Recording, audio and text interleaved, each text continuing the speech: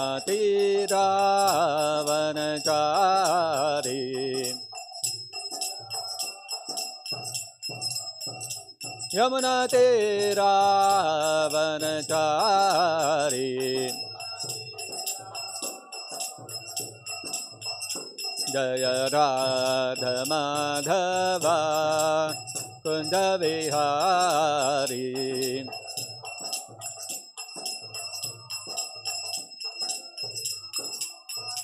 जय राधा माधवा कुंज विहारी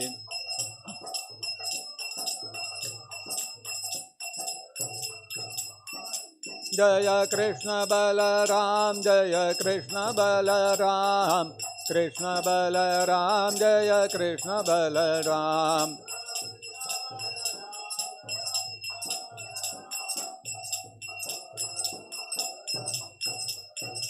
जय दामोदरा जय दामोदरा दामोदरा जय दामोदरा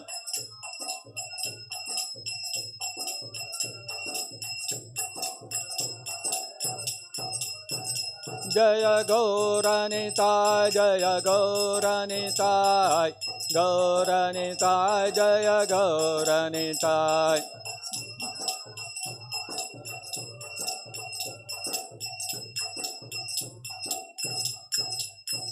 जय जय प्रभुपाद प्रभुपाद प्रभुपाद प्रभुपाद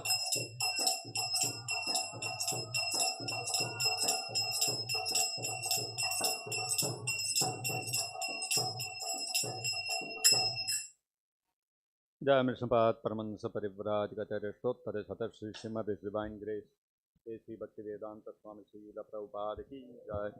जय विष्णुपाद परमहंस परिव्राजगतोत्तर सतश्री श्रीमद् डिवाइन ग्रेस श्रील भक्ति सिद्धांत सरस्वती गोस्वामी महाराज की जय। अनंत कोटि वैष्णव वृंद की जय।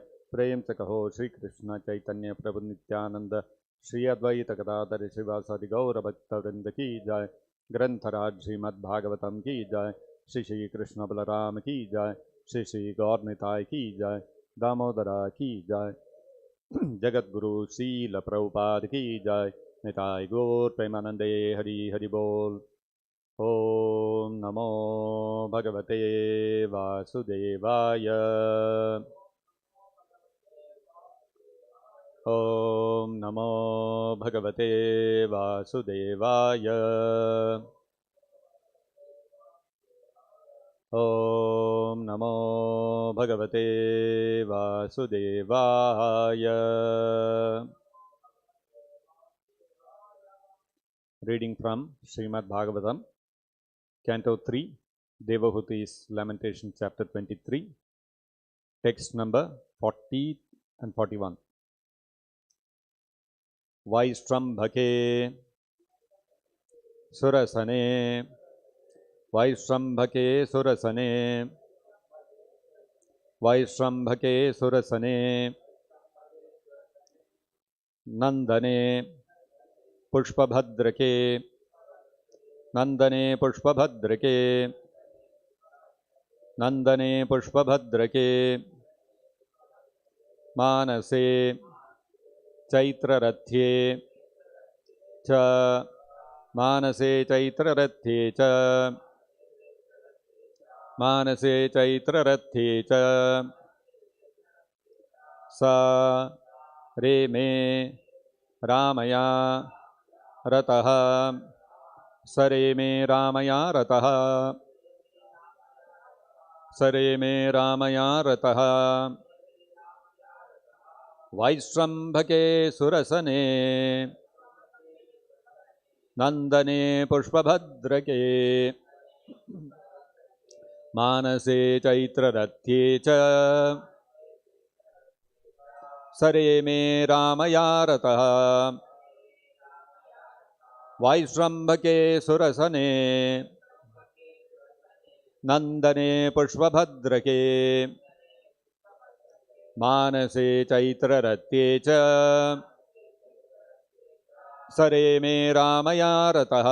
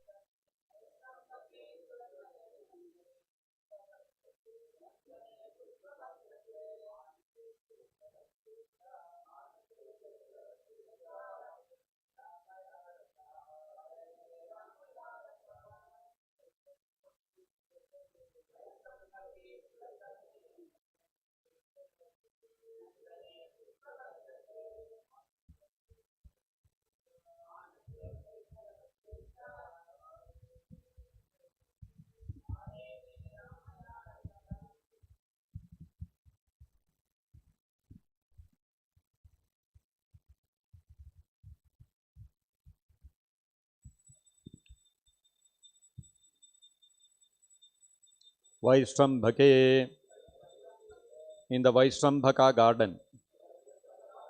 Surasane, in Surasana. Nandane, in Nandana. Pushpabhadrake, in Pushpabhadraka. Manase, by the Manasa Sarovara lake. Chaitra Rathye, in Chaitra Rathya. Cha, and Saha, he. Reme, enjoyed. Ramaya, by his wife. Rataha, satisfied. Translation by His Divine Grace Srila Prabhupada. Satisfied by his wife, he enjoyed in that aerial mansion, not only on Mount Meru, but in different gardens known as Vaishrambhaka, Surasana, Nandana, Pushpabhadraka, and Chaitra-Rathya, and by the Manasa Sarovara lake. Kindly repeat. Satisfied by his wife, he enjoyed in that aerial mansion, not only on Mount Meru, but in different gardens known as Vaishrambhaka, Surasana, Nandana, Pushpabhadraka, and Chaitra-Rathya, and by the Manasa Sarovara lake. Text 41. I'll chant this myself. This text 40 does not have any purport. Brajishnuna vimanena kamagena mahiyasa vaimanikanaatyasheta charalokan yatha nilaha. Translation and purport by His Divine Grace Srila Prabhupada. He travelled in that way through the various planets as the air passes uncontrolled in every direction. Coursing through the air in that great and splendid aerial mansion, which could fly at his will, he surpassed even the demigods. Purport by Srila Prabhupada. The planets occupied by the demigods are restricted to their own orbits, but Karadama Muni, by his yogic power, could travel all over the different directions of the universe without restriction. The living entities who are within the universe are called conditioned souls. That is, they are not free to move everywhere. We are inhabitants of this earthly globe. We cannot move freely to other planets. In the modern age,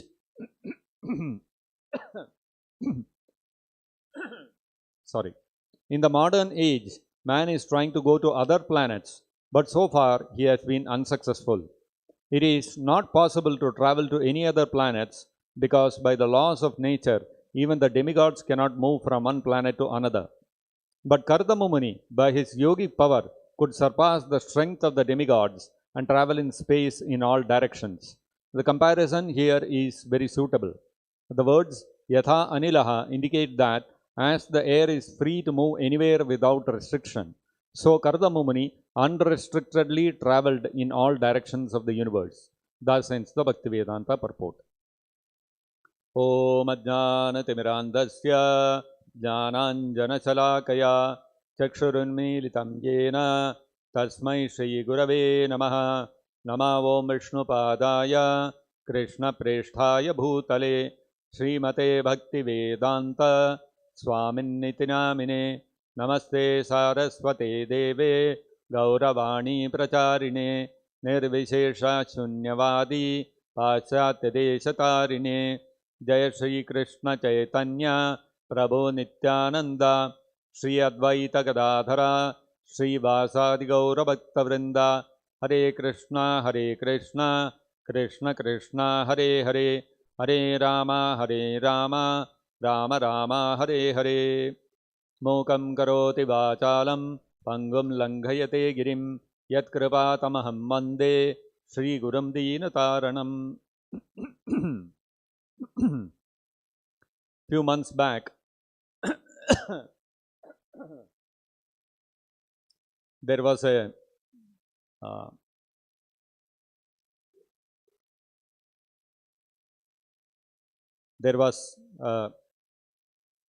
lot of excitement created by the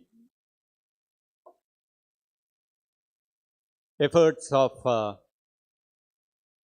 two companies which had been set up. One was by Bronson, who runs the Virgin Group, and another was by Elon Musk, who runs the Tesla group of companies. Both of them had some time back set up two separate companies. One of them was called SpaceX and another was something else, some other name. The idea was that both of them wanted to create a airline. I don't know whether we can call it an airline. They both of them wanted to create companies which would give opportunities for leisure travel. We have many people in this world who like to travel whenever they get some free time, whenever they have some leisure time, they like to travel. Some people like to travel by road. They take the cars and go for a long drive. Some of them like to take their bikes and go for a long drive. Nowadays, youngsters, what I understand is that they prefer to travel by bikes rather than by cars. Yesterday, I was talking to one person, one young chap. He is working as a sales executive in some showroom, some car showroom. And he is drawing some meager salary, some 12,500 rupees he gets every month in his hand. So, not much, but of course, over and above that, every car that gets sold in their showroom, he gets some incentive. Some 809 rupees per month he gets extra, over and above his regular salary. So, I was asking him, where do you stay? So, he was saying that he stays in his home is about 25 kilometers from the showroom. So, I said, oh my God, so daily you have to travel 25 kilometers? He said, yes, I have to travel. So, I asked him, how do you commute between your house and the office every day? So, he said, I have a bike. So, I said, okay. And then it so happened at that moment, there are a group of bike travelers overtook we were going in a vehicle in our car actually. So, a group of bike travelers, they all have their own sports bikes and some sort of bikes which are fitted for long distance travel and all that. They have that knee guard and elbow guard and all that they wear and they travel. So, 4-5 of them overtook our vehicle. So, this guy who was sitting with us, he told us, see, that is an adventurer bike.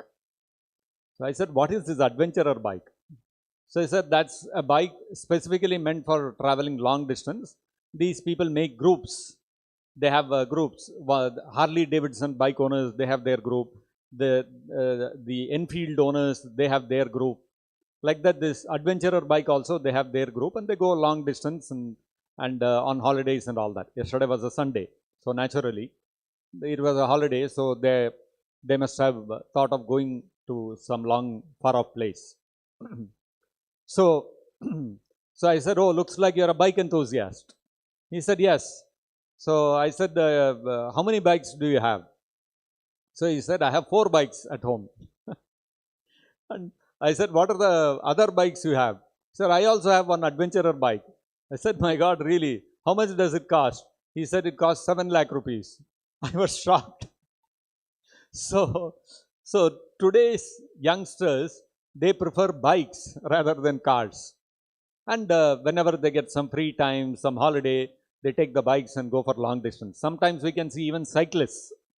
When we go on this ECR, sometimes on holidays, you can see cyclists cycling from all the way from Chennai to Mahabalipuram and then they cycle back. So, some people like to travel by cycle. Some people like to travel by adventurer bikes. Some people like to travel by train. In the Indian Railways, they have got Palace on Wheels. It's a very high-end luxury coach which takes them for a 5-day trip around different places in India. Jaipur, Jaisalmer and those kind of tourist places. And they charge a very hefty sum, lakhs of rupees per one trip, one ticket and all that. So some people like to travel like that, by train. Others like to travel by flight.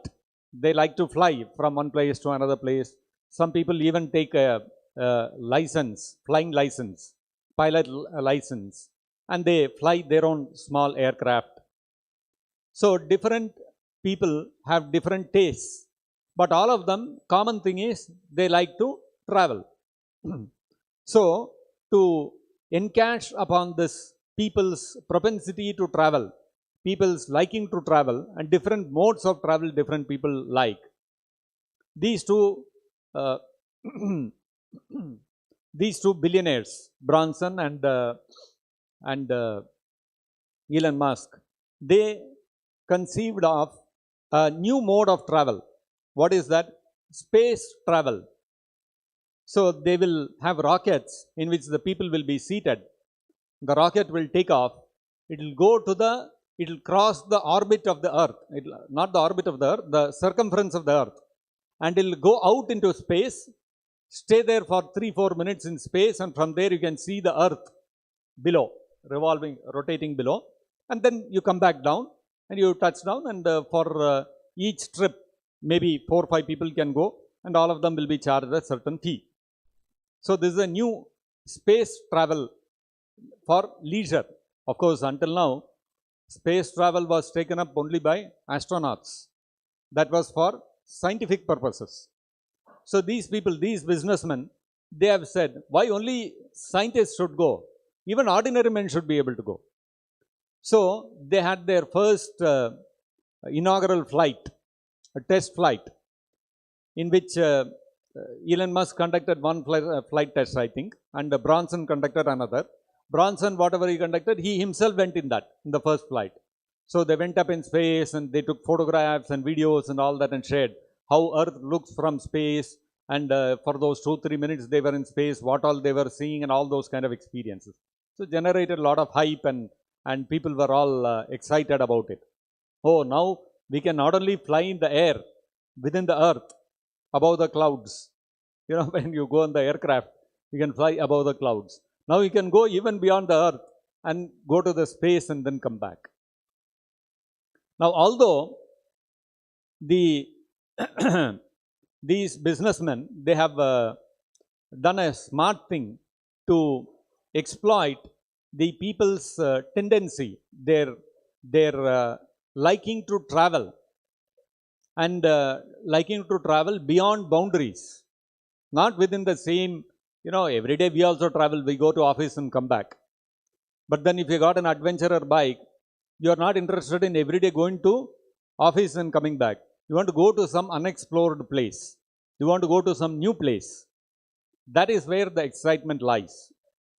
So this propensity is there in all the living entities to travel to some new place, travel across boundaries, travel beyond our normal area which we are accustomed to live in and travel around.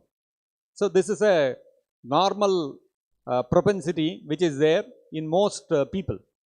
So these businessmen, very smart, they are exploiting this tendency that is there amongst humans, and they are making a business venture out of that. Nothing wrong in that, but the point is that the propensity of the living entities is there to travel without restriction. So now, by introducing this space travel, they want to cross the boundaries of the earth, and they want to go beyond the earth. And soon they are saying they will be able to conduct tours to different planets. We can take people on a tour to the moon, take people on a tour to the Mars, etc., etc. Of course, the sun they cannot go, at least now. Maybe in future they may think of doing that also. So, but then two things we have to understand in this whole effort that they are putting in. One is that the spacecraft, the rocket in which they went out into space, stayed there for a few minutes, and then they had to come back. They cannot stay there permanently. That is not possible. They may go for a few minutes, but they have to come back to this earth only. Earth is where you have to live, you have to stay here, you have your existence is dependent on your stay on the earth. Although scientists are now talking that we will be able to create in the future some opportunities where we can colonize different planets like Mars, etc. So if there is water and if there is oxygen available on those planets, we will create a colony there, and since population is exploding on the earth, we will transport some human beings there and people can live there. So reduce the population problem. So all these kind of talks are there. But the reality is that none of these other planets provide the same conditions in which we are living in. The fact is that this is the second thing we have to consider, that although actually it is not possible to travel through rockets and aircraft and all that from one planet to another planet, it is not possible. Although hypothetically, if we assume that yes, it is possible to travel like that, still the people cannot permanently stay there. They have to come back to the earth only. Because each planet, by the arrangement of the Supreme Lord, has been endowed with a particular kind of environment. And the living entities whose bodies are suitable for that kind of environment, only they can live there. Actually, that kind of arrangement we can see even in this world. We are all sitting here comfortably. We have our ashram here. We sit here. We have our prasadam here. We do our chanting here. Everything we do here in this campus. Few meters beyond our compound wall is the ocean. Now, if we say this land which we have here is limited, very small space we have, half an acre, 1 acre of land only we have. So let us go into the ocean. Ocean is unlimited space. Let us make a temple inside the water. All of us in the morning we can go under the water, sit there, chant our rounds, no disturbance, no diversion, peacefully, concentrated way we can chant our rounds. Can we do that? We cannot do that. Why? Because the environment within the water is different. We can live only on the land. We can do our activities properly only on the land. Artificially, I may wear an oxygen mask and wear one oxygen tank and then swimsuit and jump into the ocean and all that. But after some time, I have to come back to the land. I cannot live permanently there. But there are living entities who are living permanently in the ocean. There are sharks, whales, fishes. There are so many varieties of living entities who are living within the ocean also. Now, those living entities, those fishes which are living within the ocean water, if you bring them on the land and put them here, they will not be able to survive here. So, the living entities whose bodies are designed to live in the water, they can live, that too in salt water, they can live in the ocean. Whereas, the bodies of the human beings are designed to live on the land, that too on this earth planet only. Now, with this same body, if we try to transport ourselves to other planets, transport myself to the moon, to the sun, etc., we cannot survive there because these bodies are not designed for that kind of environment. But just because my body is not suitable for a particular kind of environment does not mean that no living entities can exist there. Just like I cannot live within the water and the ocean, but there are so many other living entities which are living there. So I cannot live underground, below the earth. I cannot live permanently.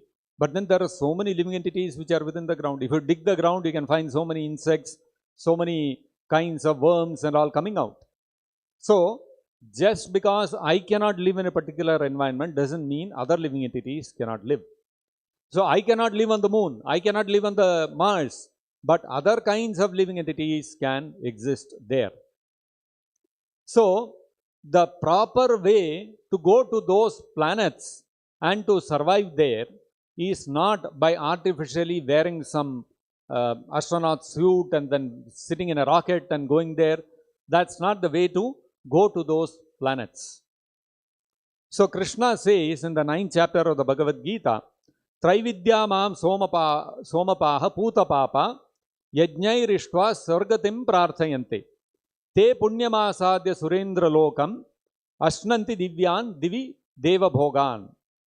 So what it means is, Krishna is saying, those people who desirous of living in those upper planetary systems, in the heavenly planets, somebody likes to live on the moon, somebody likes to live on the sun, etc. For those people, there is a process by which they can go there and they can stay there permanently. What is that process? They have to follow the Vedic scriptural, whatever processes are mentioned. By performing certain yajnas which are described in the Vedas, we can elevate ourselves, we can get a birth where we get a body which is qualified to stay in those planets. So to be able to go to those planets, we need what is known as, we need the currency of punya. In this world, if I want to become a resident of the United States of America, I don't want to be I don't want to remain in India. I want to live in the United States. So what do I need? I need to get a visa, a suitable kind of visa, an immigration visa, by which I can go and I can stay there in the United States. So the visa with which I can go to the heavenly planets, I can stay there, is the visa of punya, of pious activities. And those pious activities are given in the Vedas in the form of various yajnas. By worshipping different kinds of devatas, I can go to the planets of those respective devatas. If I worship Somadeva, the god of the moon, and with all the kinds of prescribed yajnas which are given in the Vedas, then after I perfect those yajnas and performance of those yajnas, and I collect enough amount of punya, I can go to the moon planet and I can reside there. Similarly, if I worship Surya Deva, then I can go to Surya Loka and I can stay there. But then, although I may engage in various punya karma, various pious activities as described in the Vedas, and I elevate myself to Swargaloka, what happens is that Krishna says, Tetam bhuktva Swargalokam vishalam kshine punye martya lokam vishanti. So, even though I may elevate myself to the Swargaloka, after I consume my punya karma, whatever punya I have earned, whatever pious activities, reactions I have earned, once I consume that by enjoying much better material facilities in the Swargaloka, in the heavenly planets, Martya Lokam Vishanti, I have to again come back and take birth within this earthly planet. Again, if I earn punya in the similar fashion, again I can elevate myself to the heavenly planets, stay there for a long period of time until I consume all my punya, and then again come back to this earthly planet. So like this, the cycle will go on of repeatedly taking birth, engaging in punya, going to Swargaloka, after some time coming back, again engaging in punya, going up, coming down, going up, coming down. This cycle will go on like this. So, one point is, even if we go to the upper planetary systems, we may go as an astronaut in a rocket and all that. We may be able to stay there for a few minutes and come back.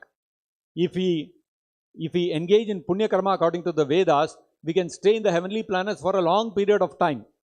For thousands of years we can stay there. But again we will have to come back. We don't have permanent residence in the heavenly planets. That is the first thing. Second thing is that if I go to Surya Loka, then I have to remain within Surya Loka. From Surya Loka I cannot go to the moon planet. From there I cannot go to Brahma's planet. From there I cannot go to Siddha Loka.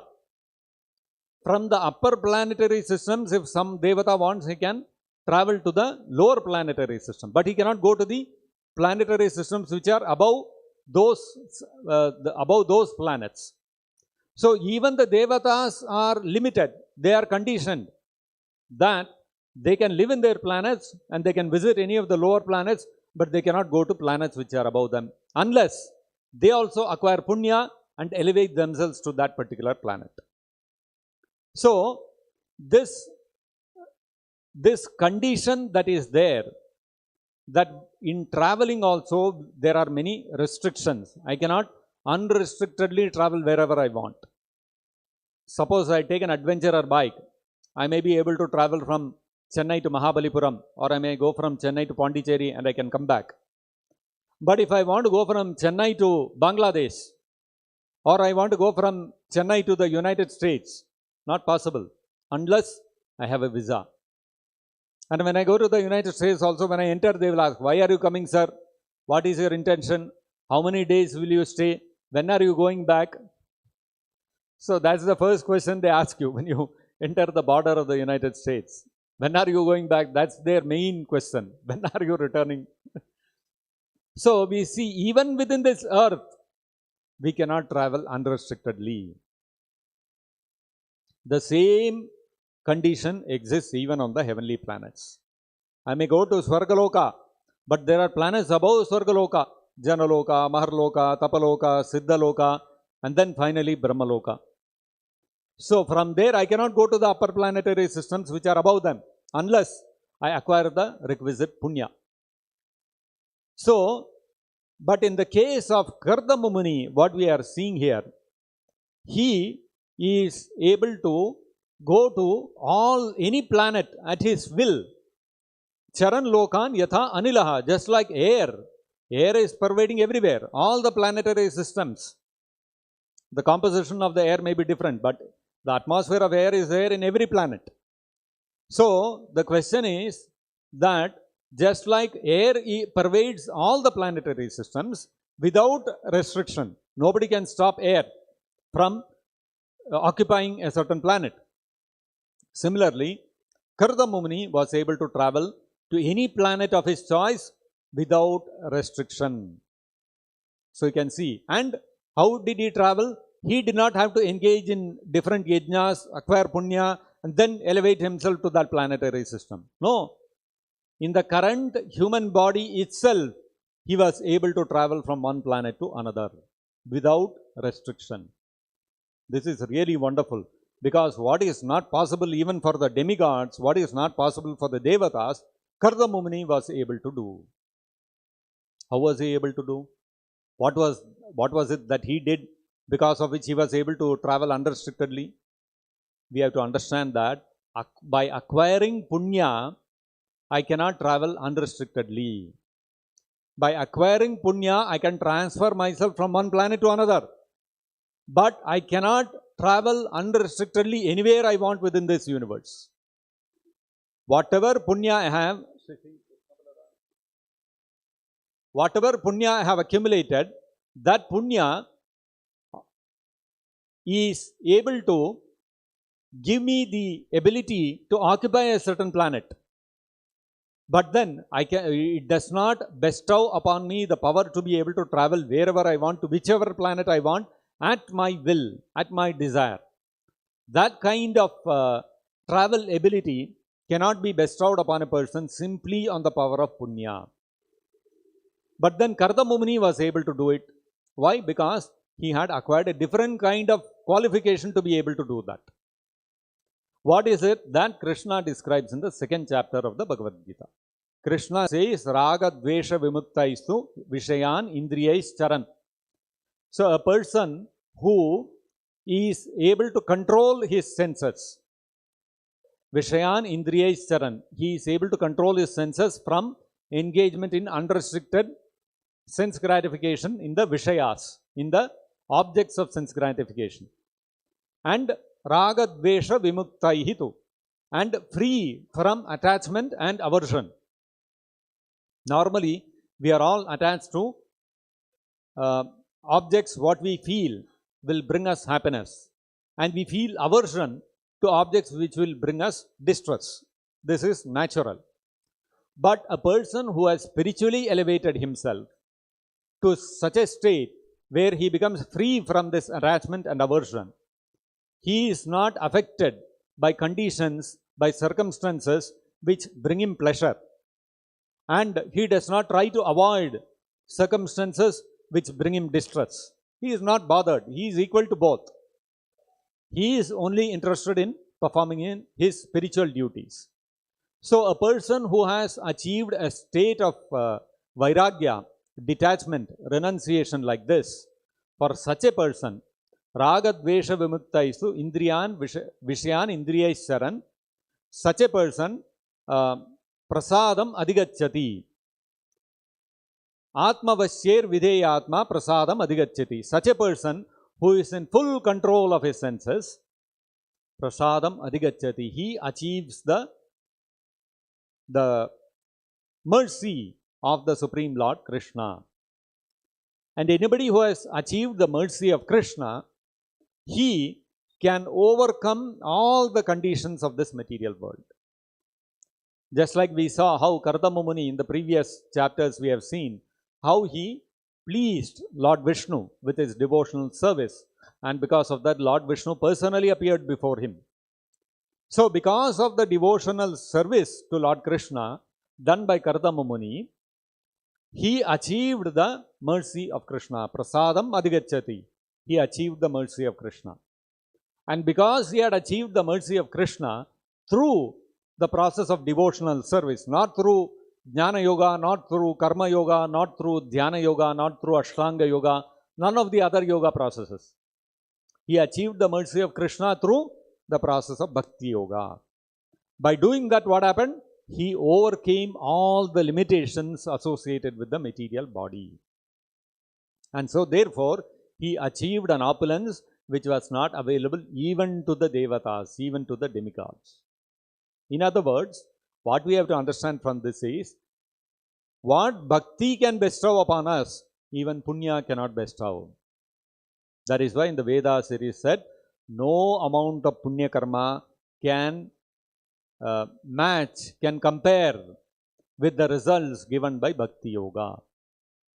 One may give Gokoti Dana, one may give crores of cows in Dana, one may give Meru Tulyam, one may give charity like a mountain, Meru.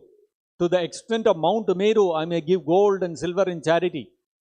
I may conduct hundreds of Ashwamedha Yajnas. I may do all these kind of Punya Karmas, activities which are beneficial for the general public, like digging wells, laying roads, and all these kinds of Punya Karma I can do. But none of them can measure up to even a fraction of the result achieved by chanting the holy name of Krishna. So that means, in other words, from the life of Kardama Muni, what we can learn is, even by doing punya to such an extent that we can elevate ourselves to Brahma, still that can never compare to even a fraction of the opulence which is available for a devotee of Krishna.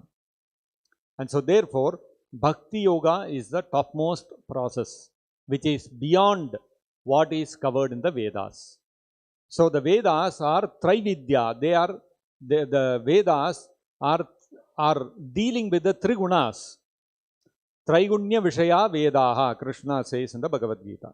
The Vedas are simply dealing with subject matter which is within the purview of the three modes of material nature.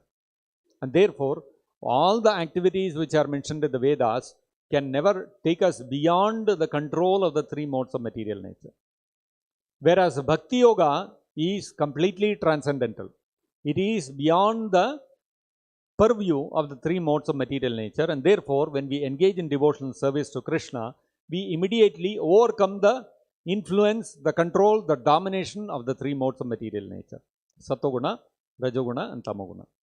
So therefore, an intelligent person who wants to become free from the influence of the three modes of material nature, a person who wants to overcome the control of material nature imposed upon us in the form of the material body, if we want to be unrestrictedly free, if we want to experience real freedom, then there is no point running after all this SpaceX and creating rockets and going into space travel and all that.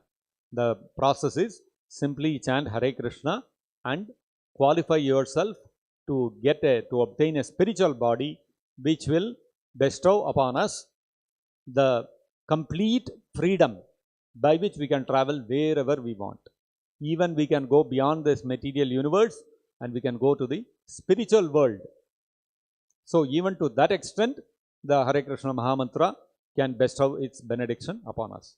So the conclusion is that we should not waste our time engaging in material science and scientific efforts to try to overcome the influence of the material nature upon us and try to artificially elevate ourselves to the upper planetary systems, nor should we waste our time in engaging in punya karma activities to elevate ourselves to Swargaloka, but we should make full use of this human form of life to chant Hare Krishna, become devotees of Krishna, and go back to Goloka Vrindavan, so that we can become permanently free from all kinds of restrictions imposed upon us within in the conditioned state within this material manifestation.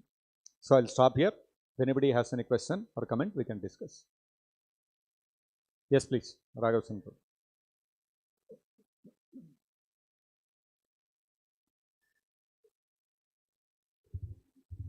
Krishna Prabhu. The living beings who are living in lower planetary system, do they can do pious activities and can surpass the Earth planet and go to the heavenly planets? Pious activities can be done anywhere. But the fact is that the opportunity for pious activities are lesser in the lower planetary systems and they are higher in the upper planetary systems. That is why they are called lower and higher. Lower and higher, why? Not in terms of material facilities or opulence. As much material opulence is there in the heavenly planets, they are available even on the lower planets also. But then they are called lower planets because there the opportunities to engage in pious activities and to engage in spiritual activities are much lower than what is available on the earthly planetary system and the upper planetary systems. Like the living beings who are living in heavenly planets. Yeah. So when they exhaust their piety, yes. So they also can go to hellish lower planetary system instead of the earth. As Krishna says in the Bhagavad-gita, Te tam bhuktva swargalokam vishalam kshine punye martyalokam vishanti. They first come to the earthly planetary system. There, if they maintain their activities, maintain the required amount of punya, they will remain on the earthly planetary system. If they acquire more punya, they can again elevate themselves to Swarga. If they do papa karma, they can fall down to, depending on the extent of the papa karma. If they do certain kind of papa karma, they will become animals within this earthly planetary system. If they do even greater papa karma, then they have to fall down to the lower planetary systems. That's like that. Thank you. One more small question. Yes. Prabhu, like what kind of living beings live under lower planetary system? Living beings, like human beings are not planets. The 400,000 species of human beings are there. So some of them are living in the upper planetary systems, Swargaloka. Some of them are living in the earthly planetary systems. Some of them will be living in the lower planetary systems. The Daityas, like for example, Bali Maharaj is ruling over a lower planetary system. So like that, there are human forms even on the lower planetary systems. So there are 400 species of human beings. They are there everywhere. Okay. Thank you. Yes, please.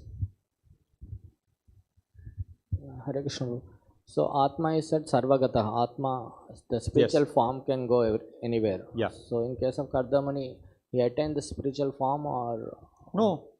It is mentioned, no such thing is mentioned. He went everywhere in his human form only. And his wife Devavati also accompanied him. So she was also in the human form only.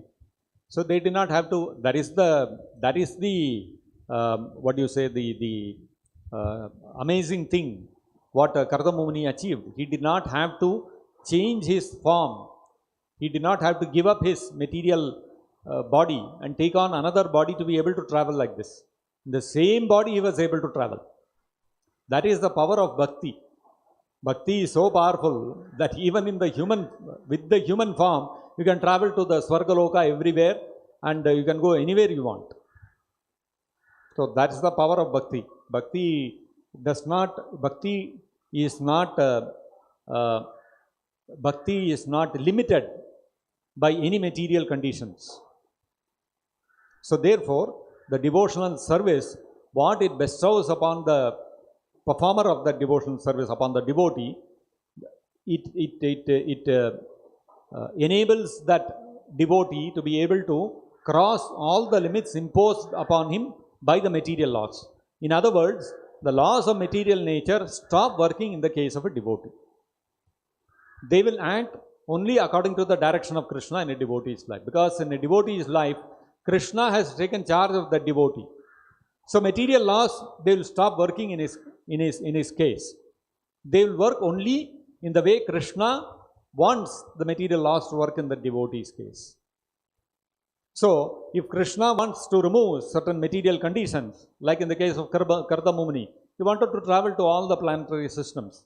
Just like we want to travel, what will we do? We will say, let us go to all the places of pilgrimage. We'll go to Dwaraka, we'll go to Mayapur, we'll go to Jagannath Puri, all the places we'll do one round and we'll come.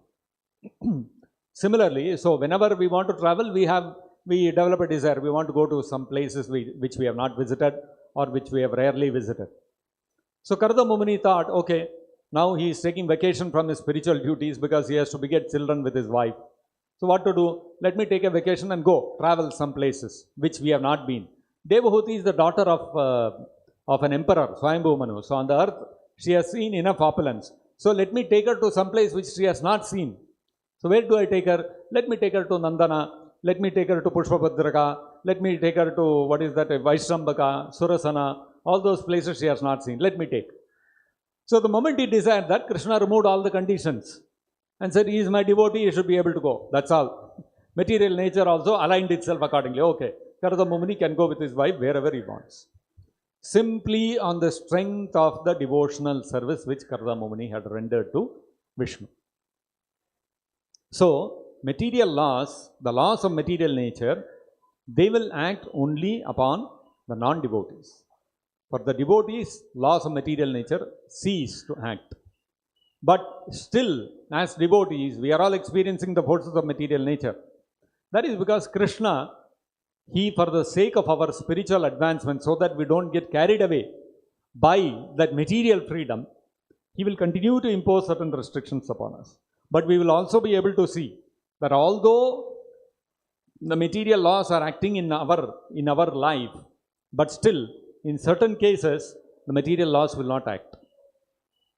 Like all of us put together, if you see, if we were in the material world, we were not chanting Hare Krishna, we were not disciples of Srila Prabhupada, all of us, even though we might have been in the same team, we would never be able to build a project like this of 15, 16, 20 crores. That's all. We will all, if anybody says 1 crore, we will fall down. But look at us, we are all bachas. What experience we have no knowledge of the material world. All together, every day morning, getting up, coming for Mangalarati, chanting Hare Krishna. Then somewhere we go outside, meet some people, talk something, money keeps coming. And the temple is getting built. Are we taking any extra endeavor and effort and so much stress? Oh, this I have to do, that I have to do, money has to come. Nothing. Month on month, money is coming, going. It's a building is coming up. How it is coming up, we don't know. We are not making any calculation. How much money has come? This much money has come this month. This much I should spend. Nothing we do. Simply call the contractor and tell him, start up. That he will start. He is building. Money is coming, going. He keeps coming and giving his bill. We also keep paying. We don't see how much money is there in the account before paying. Nothing. What financial planning do we do? Imagine in the outside world, if somebody has to do a project of 15, 20 crores, how much amount of planning they have to do, how much amount of stress they have to take. We are not, our only stress is, how do I get up for Mangalarti and come for Mangalarti? That's our only stress that we have to take. And during chanting time, I should not sleep. That's our stress. If we take that stress, rest of the whole day, even if we sleep, the temple project will come up. So this is how it is. So in a devotee's life, the laws of material nature actually stop acting. But Krishna allows certain laws to continue working in our life so that we remain grounded in reality, that we are yet to become perfect. Our goal still remains in front of our eyes, that we have to perfect our lives, we have to become pure devotees, we have to go back to Godhead. That goal will still remain strong in our consciousness. For that, to that extent, Krishna allows certain material laws to act in our life. But when we desire to render some service to the Supreme Lord, Krishna will remove all obstructions and He will allow us to be able to submit that service to Krishna and benefit out of that and to be able to progress in our devotional life through that service. So that is the mercy of Krishna. So the reason why a devotee is able to, like Kardama Muni, is able to flout so flagrantly the laws of material nature without any issue, unlike Ravana. Ravana also wanted to flout the laws of material nature. He said, why we should do punya to go to the heavenly planets? I'll build a staircase to Swargaloka so that directly you can climb and go. That was his aspiration, but he never was able to do it. So, like that, if you want to try, not possible. Ravana could not do it. Although he was so powerful, even the Devatas used to tremble in front of him. But he could not build that staircase. Whereas in the case of Kardama Muni, he decided, I don't want to follow all the laws of material nature and do punya to go to Swargaloka. I want to go as it is with my wife on a vacation. He wanted to go. Okay, go. That's all. Why? On the strength of devotional service. So because Krishna takes charge of the life of a pure devotee, no more material laws are able to act in that devotee's life. Whatever the devotee desires, Krishna will fulfill. So this is how we have to understand. Okay, we'll stop here. Grantharaj Srimad-Bhagavatam ki jai, Jagat Guru Srila Prabhupada ki jai, Nitai Gaur Premanande Hari Hari Bol.